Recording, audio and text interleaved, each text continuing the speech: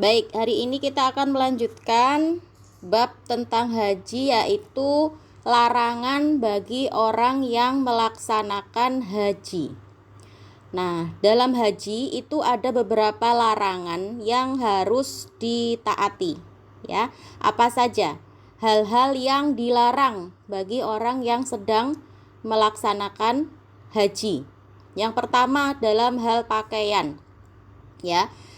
Bagi laki-laki, ya, larangan pakaian untuk laki-laki dan wanita adalah pakaian yang mereka pakai itu tidak boleh diberi wangi-wangian, ya. Jadi baju yang dipakai ketika ihram itu tidak boleh pakai wangi-wangian, hanya ketika ihram saja, ya. Jadi sebelum niat untuk ihram, kan orang haji itu kan lama ya, misalnya 3 minggu kan di sana. Itu hari-hari sebelum melakukan wukuf, sebelum niat untuk ihram itu masih boleh pakai wangi-wangian, itu masih boleh. Nah, ketika sudah niat untuk wukuf, ya, ketika sudah niat untuk ihram, untuk melakukan haji, itu sudah nggak boleh sama sekali pakai wangi-wangian, ya. Pakai sabun mandi yang ada wangi-wangiannya nggak boleh, pakai sampo yang ada baunya wangi juga nggak boleh, ya. Apalagi pakai parfum tidak boleh, ya. Jadi bagi laki-laki dan perempuan yang sudah memakai pakaian ihram, sudah berniat untuk haji, itu tidak boleh pakai wangi-wangian apapun, ya. Mau itu dari sabun atau dari sampo atau lotion misalnya, atau skincare, sunscreen yang ada wangi-wangiannya, yang ada parfumnya, itu nggak boleh sama sekali, ya. Nah, sedangkan larangan khusus bagi jamaah haji laki-laki dan wanita ketika sedang berihram itu adalah sebagai berikut. Tadi kan umum ya, bagi laki-laki dan perempuan semuanya tidak boleh pakai wangi-wangian. Nah, sedangkan yang khusus bagi laki-laki itu dilarang memakai baju yang dijahit, ya. Tidak boleh pakai baju atau celana yang dijahit.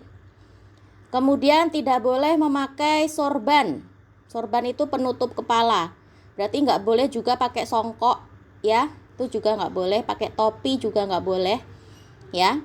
Pakai celana nggak boleh juga, karena celana itu dijahit, ya. Pakai mantel nggak boleh, mantel itu seperti jaket gitu juga nggak boleh. Pakai sepatu yang menutupi mata kaki, ya. Pakai sepatu juga nggak boleh. Jadi pakainya apa? Pakai sendal gunung yang terbuka itu loh, tahu nggak? Abi pernah lihat nggak, punya Abi waktu packing kemarin itu, ya. Pakai sendal yang terbuka, ya, sendal yang terbuka. Jadi tidak boleh pakai sepatu yang menutupi mata kaki, ya. Dan tidak boleh pakai kaos kaki. Dan juga ini pakaian, ya, secara pakaian tidak boleh pakai baju yang dijahit, tidak boleh pakai celana yang dijahit, itu nggak boleh bagi laki-laki. Pakai penutup kepala, pakai jaket, pakai mantel nggak boleh. Pakai sepatu yang menutupi mata kaki, ya, atau pakai kaos kaki, itu tidak boleh bagi laki-laki. Selain itu juga dilarang untuk menjadi wali nikah. Nah, kan kemarin kita sudah bahas ya, ketika sedang ihram itu tidak boleh menikah dan tidak boleh juga menikahkan orang lain. Nah, kemudian larangan bagi perempuan, tidak boleh menggunakan cadar dan sarung tangan, ya. Pakaian bagi wanita ketika ihram itu adalah baju muslim seperti biasa, pakai baju muslim yang menutup aurat, tapi apa? Tidak boleh menutup muka, ya. Jadi tidak boleh pakai cadar dan tidak boleh pakai sarung tangan, ya. Jadi bajunya seperti biasa, pakai baju muslim seperti biasa, menutup aurat. Kemudian larangan yang selanjutnya yaitu tidak boleh berhubungan suami istri, tidak boleh berbuat fasik Berbuat fasik itu artinya berbuat jahat ya, berbuat buruk, dan tidak boleh berbantah-bantahan. Berbantah-bantahan itu maksudnya berdebat ya. Ayel-ayelan kalau bahasa Jawanya. Tahu nggak ayel-ayelan? Nggak boleh berantem ya sama siapapun. Nah, ini rentan sekali. Misalnya kebelet pipis ini ya, lagi wukuf di Arafah, kebelet pipis tiba-tiba, sedangkan kamar mandi harus antri. Nah, ini kan bisa memancing emosi kan ya. Akhirnya bertengkar sama sesama jamaah haji. Aku duluan ya, berantem. Nah, ini nggak boleh ya. Karena apa? Karena yang namanya haji itu harus bisa menahan amarah, tidak boleh bertengkar, tidak boleh berbantah-bantahan ya. Dalam Al-Qur'an surat Al-Baqarah ayat 197 Allah berfirman, barang siapa yang mengerjakan ibadah haji dalam bulan-bulan itu, maka janganlah dia berkata jorok, janganlah dia berbuat maksiat dan bertengkar dalam masa melakukan ibadah haji ya. Kemudian yang selanjutnya, larangan memotong kuku, merontokkan rambut, dan membunuh kutu. Nah, hati-hati ya. Kemarin kan kita sudah belajar kalau sedang haji itu tidak boleh membunuh hewan, apapun hewannya ya. Nah, kutu ya, kutu itu juga nggak boleh dipites, misalnya rambutnya ada kutunya gitu ya. Nah, terus dapat nih lagi nyisir terus dapat kutu, itu nggak boleh dipites, nggak boleh dibunuh kutunya ya. Kalau membunuh kutu bisa apa? Didenda, membayar denda, membayar dam, yaitu membayar seekor kambing. Nah ya, hanya gara-gara membunuh kutu atau membunuh semut, dendanya apa? Menyembelih kambing. Nah, jangan sampai ya. Jadi ketika 5 hari masa berhaji itu ya, mulai dari tanggal 9, 10, 11, 12, 13 Hijriah, 13 Dzulhijjah, itu tahan dulu. Selama 5 hari itu tahan dulu, nggak usah sisiran ya, nggak boleh memotong kuku ya, ditahan dulu 5 hari saja, nggak boleh, jangan sisiran. Karena apa? Takutnya nanti rambutnya rontok ya. Karena apa? Karena memotong kuku, merontokkan rambut, dan membunuh kutu kepala itu termasuk larangan saat berhaji ya. Jadi hati-hati kalau sisiran. Nanti takutnya ketika sisiran rambutnya rontok, terus ada kutu yang jatuh, nggak sengaja kepites. Nah, itu bisa didenda, membayar kambing, seekor kambing. Nah, kemudian larangan berburu binatang. Jadi nggak boleh ketika sedang berhaji itu, tidak boleh berburu binatang ya. Berburu binatang yang bisa dimakan, dagingnya halal dimakan. Misalnya berburu ayam misalnya, nggak boleh. Berburu berburu kelinci misalnya, kelinci kan halal ya dimakan ya, itu nggak boleh, tidak boleh berburu binatang ya. Dalam Al-Quran surat Al-Ma'idah ayat 95 Allah berfirman, wahai orang-orang yang beriman, janganlah kamu membunuh hewan buruan ketika kamu sedang ihram ya. Jadi tidak boleh pakai harum-harum ya, tidak boleh pakai parfum wangi-wangian, tidak boleh, kalau laki-laki tidak boleh pakai baju yang berjahit, tidak boleh pakai celana, tidak boleh pakai penutup kepala, tidak boleh pakai sarung tangan, pakai jaket, pakai sepatu yang menutup mata kaki ya. Terus apalagi? Tidak boleh merontokkan rambut dan membunuh kutu yang ada di rambut, hati-hati ya. Jadi kalau bisa selama 5 hari dalam melaksanakan haji itu nggak usah sisiran dulu ya, daripada nanti rambutnya rontok dan kutunya ada yang jatuh. Terus tidak boleh memburu binatang yang halal dimakan. Itu larangan-larangan ketika haji. Nah, sekarang tata cara dan manasik ibadah haji. Nah, apa saja ya, bagaimana urutan-urutannya ketika melakukan ibadah haji? Yang pertama adalah ihram, ya. Nah, setelah melaksanakan umroh, ya, jadi kemarin misalnya ya, Abi sama Umi kan datangnya lama ya, datang di sana masih nunggu dulu sampai hari H, tanggal 9 Dzulhijjah itu kan masih nunggu dulu di sana. Nah, di sana melakukan umroh dulu. Umroh, setelah itu, setelah melakukan ibadah umroh, ditunggu dulu sampai tanggal 8 Dzulhijjah. Sampai tanggal 8 Dzulhijjah itu disebut dengan hari Tarwiyah. Nah, pas tanggal 8 itu, tanggal 8 Dzulhijjah itu, maka mulai berniat untuk ihram. Di mana ihramnya? Di hotel masing-masing di Mekah. Ya. Diawali dengan mandi, kemudian pakai parfum di badan, bukan di pakaian ihram. Jadi sebelum hari H, ya, sebelum, kan pakai parfum itu kan yang nggak boleh pakai parfum itu kan setelah ihram. Kalau sebelum ihram itu masih boleh pakai parfum, ya. Dan pakai baju ihramnya di mana? Di hotel masing-masing. Jadi tidak dimulai dari Yalamlam. Karena apa? Karena kemarin Abi sama Umi sudah masuk kota Mekah sebelum tanggal 8. Jadi sudah bermukim, sudah tinggal di hotel Mekah itu sudah lama. Jadi mulai berniat ihramnya mulai dari hotel masing-masing. Nah, setelah pakai baju ihram, kemudian membaca doa, labbaik Allahumma hajjan.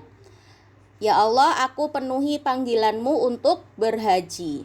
Kemudian membaca niat haji. Nawaitul hajja wa ahramtu bihi lillahi ta'ala. Ya Allah, aku berniat haji dengan berihram karena Allah Ta'ala. Kemudian berangkat ke Mina pada pagi hari setelah matahari terbit tanggal 8. Jadi pada tanggal 8 Dzulhijjah itu berangkat ke Mina dari hotel masing-masing. Sesampainya di Mina, kemudian sholat qashar. Ya, sholat qashar tapi tidak dijamak. Ingat bedanya apa itu jamak, apa itu qashar. Kalau jamak itu mengumpulkan sholat, ya. Kalau jamak itu mengumpulkan dua sholat, sholat zuhur dan sholat asar itu dikumpulkan. Tapi kalau qashar itu hanya meringkas saja, ya. Jadi yang awalnya sholatnya 4 diringkas jadi 2 rakaat. Nah, ini juga ketika sudah sampai di Mina tanggal 8 Dzulhijjah, itu yang dilakukan adalah mengqashar sholat, ya. Artinya apa? Kerjakan sholat zuhur 2 rakaat pada waktu zuhur dan kerjakan sholat asar 2 rakaat pada waktu asar. Jadi tidak boleh dijamak, ya. Dikerjakan sesuai waktunya, hanya saja sholatnya diringkas 2 rakaat 2 rakaat. Ya, demikian juga pada saat maghrib dan isya, sholatnya diqashar tanpa dijamak, ya. Sholat maghrib dilakukan di waktu maghrib tetap 3 rakaat karena sholat maghrib tidak bisa diringkas, ya. Dan sholat isya diqashar menjadi 2 rakaat, dilakukan di waktu isya, ya.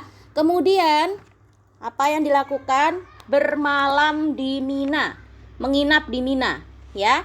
Di Mina itu ada tenda. Jadi menginapnya itu di tenda, bukan di hotel, ya.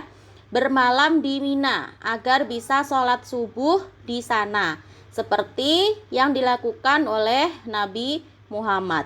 Nah, ini berangkat ke Mina pada tanggal 8 Dzulhijjah. Nah, setelah itu besoknya, berarti besoknya itu tanggal 9 ya. Tanggal 9 Dzulhijjah. Apa yang dilakukan? Setelah sholat subuh di Mina, kemudian berangkat ke Arafah. Kapan berangkatnya? Setelah matahari terbit, ya. Habis sholat subuh di Mina tanggal 9 besoknya itu, terus berangkat ke Arafah, ya. Nah, itu sudah tanggal 9 Dzulhijjah, mulai berangkat ke Arafah sambil membaca talbiyah. Labbaik Allahumma labbaik, labbaik la syarika laka labbaik, itu ya. Berangkat ke Arafah sambil membaca talbiyah. Nah, setelah tiba di Arafah, kemudian melakukan sholat zuhur dan asar di jamak qashar, ya, di jamak takdim dan di qashar. Jadi sholat zuhur dan sholat asar dilakukan di waktu zuhur, ya, dilakukan di waktu zuhur. Ya kan, sampai di Arafah itu kan sudah siang, karena padat sekali jamaah haji di sana kan, banyak sekali ya. Nah, jadi yang dilakukan di Arafah adalah menjamak takdim dan qashar. Sholat zuhur dan sholat asar dikerjakan di waktu zuhur dan di qashar, diringkas. Jadi zuhur dan asar dua-dua, zuhur 2, asar 2, dilakukan di waktu zuhur. Nah, kalau sudah jelas berada di dalam batas Arafah, jadi di Arafah itu kan seperti lapangan luas gitu ya. Itu ada batasnya, ada batas-batasnya. Arafah starts here gitu. Arafah itu dimulai dari sini. Jadi ada pembatasnya. Nah, kalau kita sudah jelas masuk di area Arafah itu, maka di sana berdoa. Ya, berdoa sambil mengangkat tangan. Tidak ada doa yang diwajibkan. Doanya bebas, mau berdoa apa saja bebas. Tapi jika mau berdoa, maka sebaiknya pakailah doa yang diajarkan oleh Nabi dan memperbanyak membaca la ilaha illallah wahdahu la syarikalah lahul mulku wa lahul hamdu wa huwa ala kulli syai'in qadir, ya. Dan tetap berdoa sampai matahari tenggelam, ya. Jangan sampai waktu kita di sana habis untuk bicara, untuk ngobrol, apalagi main HP dan jalan-jalan, ya. Ingat ya, kalau lagi di Arafah itu waktunya dipakai untuk berdoa dan memperbanyak membaca sholawat, memperbanyak membaca zikir. Jangan disia-siakan waktunya, karena hari Arafah itu hanya satu hari. Satu hari itu Allah langsung turun ke langit dunia. Ya, jadi jangan disia-siakan satu hari itu. Jangan dipakai untuk ngobrol, jangan dipakai untuk main HP, jangan dipakai untuk jalan-jalan. Pokoknya fokus berdoa. Ya, gunakan baik-baik untuk berdoa karena Allah Ta'ala mendekat ke langit dunia di hari Arafah itu. Ya, jangan tinggalkan Arafah sebelum matahari terbenam. Jadi kalau belum waktunya maghrib, jangan pergi dulu dari Arafah.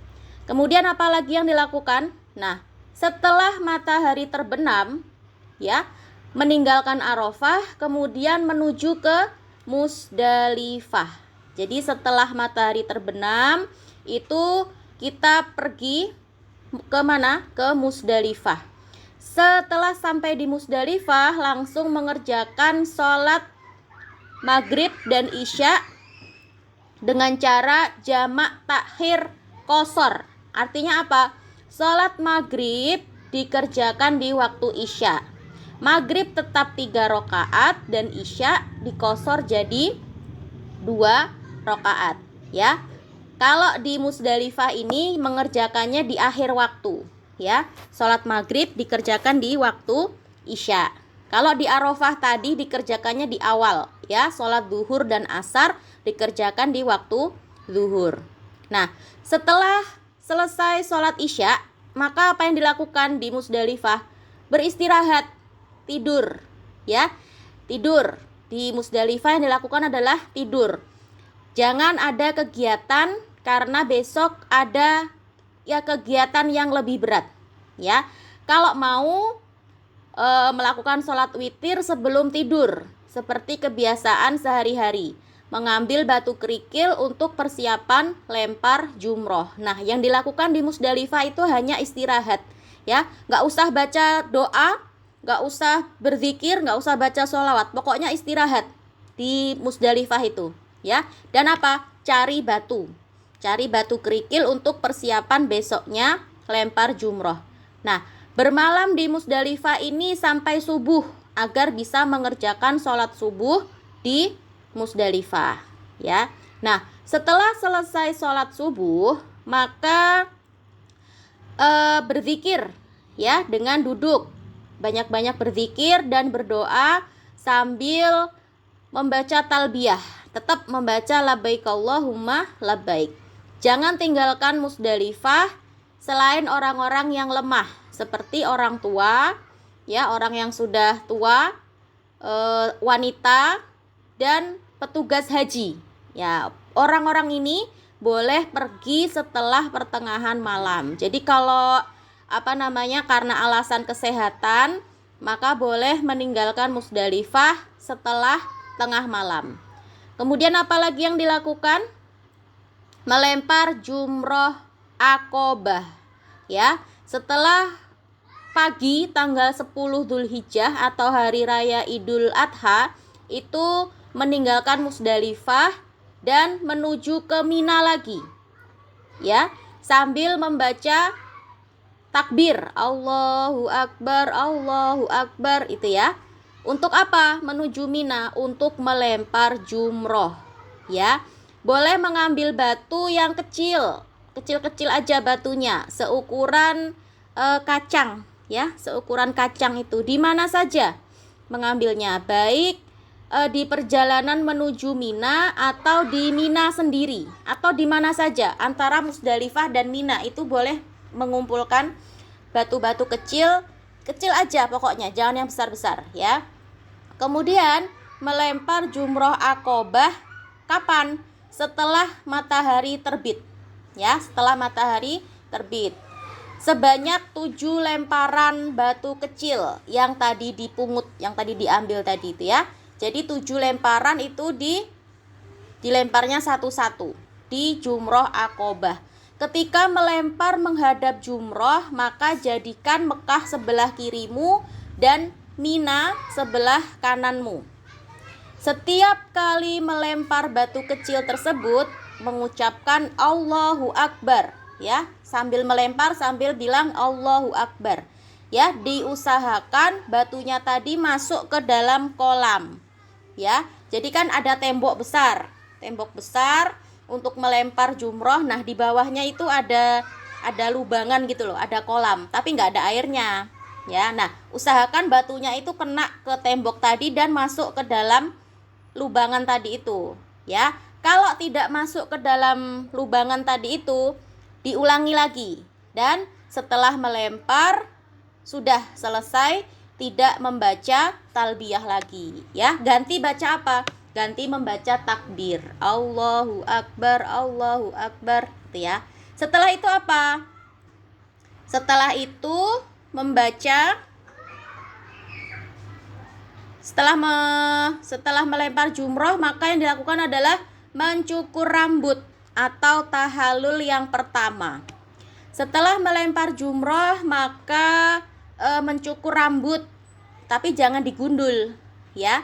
Dipotong pendek aja, karena nanti masih ada tahallul yang kedua, ya. Kalau laki-laki dipotong pendek, kalau perempuan maka dipotong sedikit saja, dipotong sendiri, ya, dipotong sendiri boleh. Nah, dengan selesainya tahallul yang pertama ini, maka sudah boleh pakai baju biasa. Yang laki-laki sudah boleh pakai baju biasa, nggak harus pakai 2 lembar kain lagi. Sudah boleh pakai parfum, sudah boleh menggunting kuku, sudah boleh sisiran dan lain sebagainya. Hanya satu yang belum boleh, apa? Berhubungan suami istri. Oke, sampai di sini dulu pelajaran kita untuk hari ini. Insya Allah besok kita lanjutkan dengan ini, ya, yang nomor 7 ini, menyembelih kambing. Oke.